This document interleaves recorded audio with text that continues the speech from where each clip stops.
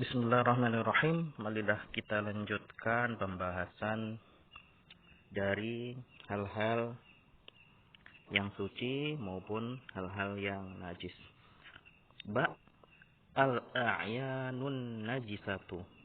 Al-a'yan sama dengan al-asya, segala sesuatu. An-najisatu yang hukumnya najis. Wa minha, dari hal-hal tersebut, hal-hal yang hukumnya najis, awalan al-hayawanatul mayyitatu, hewan yang sudah menjadi bangkai. Wadamul muraq, darah yang mengalir. Walahmul khinzir, daging babi. Kalau Allah Ta'ala, Allah berfirman, Hurimat alaikumul maitatu waddamu walahmul khinzir, diharapkan atas kalian bangkai, darah, dan daging babi. Ada catatan kaki dari al-maitatu, ada angka 2 kecil. Al-maitatu al-hayawanul ladzi mata min ghairi zabahin. Maksudnya bangkai adalah hewan yang mati min ghairi zabahin, dengan cara tanpa sembelih. Jadi hewan yang mati tanpa disembelih. Ad-damu, di situ juga ada catatan kaki nomor 3. Yang dimaksud dam atau darah di sini adalah huwa damul jari inda dzabhi. Maksudnya adalah darah yang mengalir ketika penyembelihan.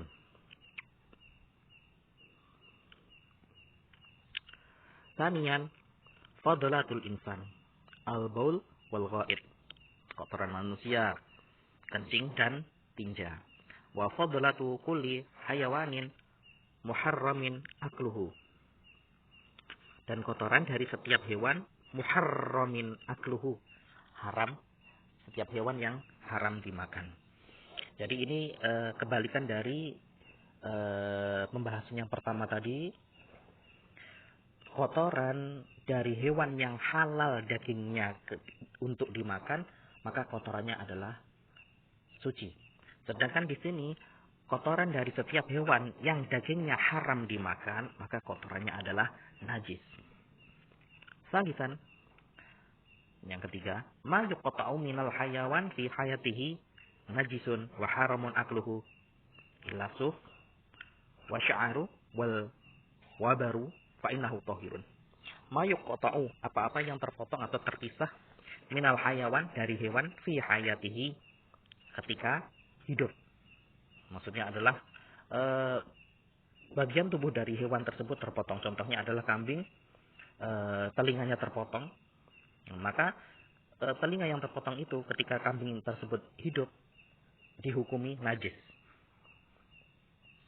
Wa haramun akluhu, dan haram dimakan. Illa suf, kecuali suf. Suf di sini adalah bulu domba.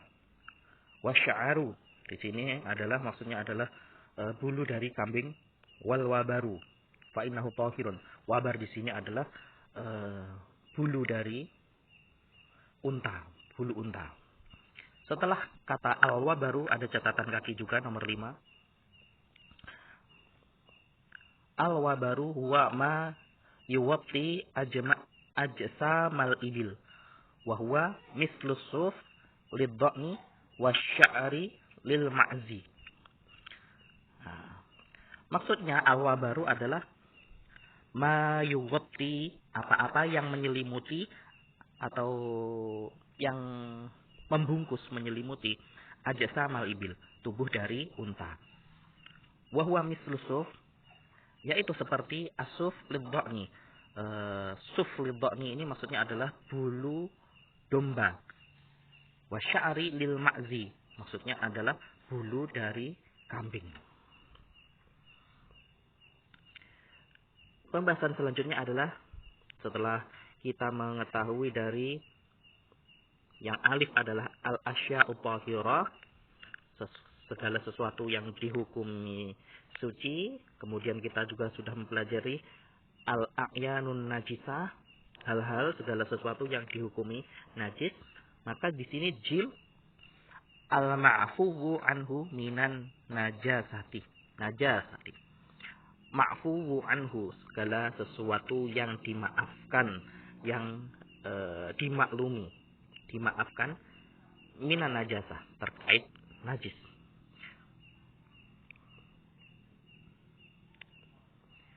Yu'fa an qalilid dami wal qayhi. Dimaafkan an qalilid dami wal qayhi, ketika terkena sedikit dari darah, wal qayh, dan nanah. Kama yu'fa an asari ma yabqa fin na'li ba'da dakhli.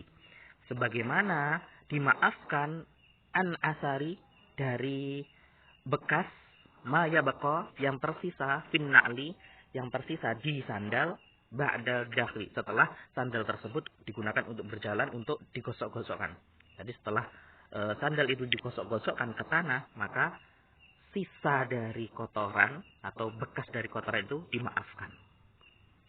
Wa yara ba'du ahlil ilmi annahu yu'fa anil yasiri min jami'in najasati.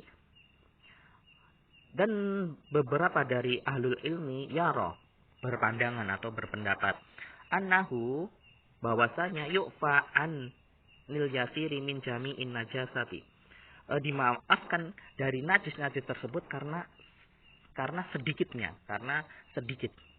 Min jami'in najasati. Yasir di sini sedikit dari semua najis-najis. Maksudnya adalah dimaafkan atau dimaklumi najis tersebut karena sedikit. Adapun jika terkena banyak, mungkin terkena darah atau nanah yang banyak, maka tetaplah najis.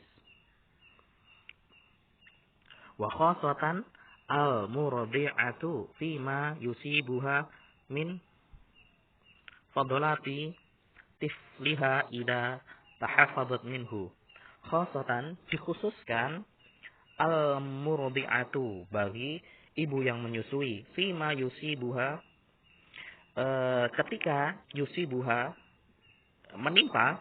menimpa kepadanya, atau terkena fadlati tifliha, kotoran dari anaknya, idza tahaffadat minhu, apabila dia sudah berupaya untuk menjaga diri, dari kotoran anaknya, akan tetapi terkena sedikit dari kotoran anaknya, maka di sini dimaafkan menurut pendapat dari beberapa ulama. Wastahabbal ulama laha an yu'idda sauban khasan lis-salati. Dan ulama istahabah, menganjurkan, laha, baginya, maksudnya bagi ibu yang menyusui tersebut, antu'ida, untuk mempersiapkan sauban khasan lis-shalah, pakaian yang khusus yang digunakan untuk sholat. Wa kadzalika man huwa fi mithli halatiha mimman yas'ubu alaihi an yatahaffadha minan najasati kal jazzar. Dan kadzalika, dan begitu juga, man huwa, barang siapa, fi mithli, yang semisal, fi misli halatiha, yang semisal dengan keadaan ibu hamil tersebut, mimman yas'ubu alaihi ayyatahaffadha minan najasah, yaitu yang merasa sulit untuk menjaga diri dari najis, kal jazzar, seperti tukang jagal atau orang yang pekerjaannya adalah menyembelih hewan, atau bisa diartikan juga tukang daging yang menjual daging, karena sangat sulit menjaga diri dari najis, yaitu darah dari daging.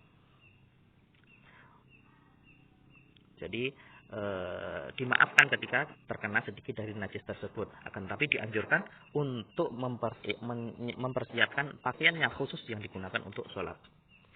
Walladzi yunadzifu dauratil miyah, dan begitu juga orang yang pekerjaannya yunadzif, membersihkan dauratul miyah, kamar kecil atau WC. Dan itu karena pekerjaan tersebut sangat berisiko, sangat mudah terkena najis. Demikian pembahasan singkat dari fikih bab kedua dari kitab Silsilatu Ta'limil Lughatil Arabiyyah. Semoga bisa difahami. Wallahu ta'ala bishawab. Wassalamualaikum warahmatullahi wabarakatuh.